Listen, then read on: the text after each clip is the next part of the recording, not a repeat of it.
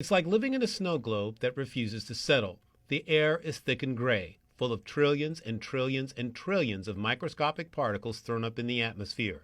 And even though you can't see one particle, there is so much of it that you can now see it all right out of your window. Very, very small, so it gets deep into your lungs. For comparison, a human hair is 50 to 70 micrometers. We're measuring dust that's 2.5, so very, very tiny. Think of the point of a pin and then go 1,000 times smaller. The City of Cleveland Health Department monitors air quality from different stations scattered around the city, like this one near the industrial flats.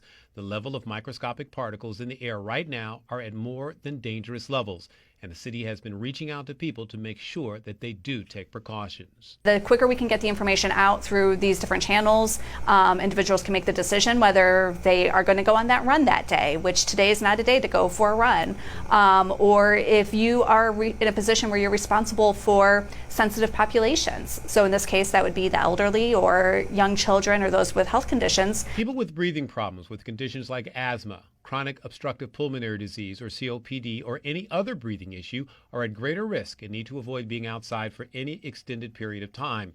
Dr. Joseph Cabaza, a pulmonary specialist with the Cleveland Clinic, says people with normal breathing function should have minimal problems with the levels of particulate in the air.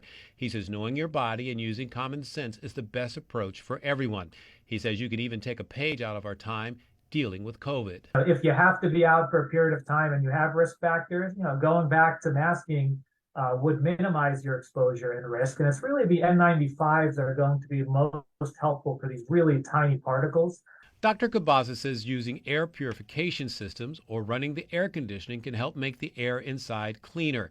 Meantime, the city and the state are both putting real-time information on their websites and also through social media to keep everyone up to date on the change in air quality, because we're living through something that is absolutely extraordinary. Something that we don't see, and it's it's very interesting. It's going to be studied.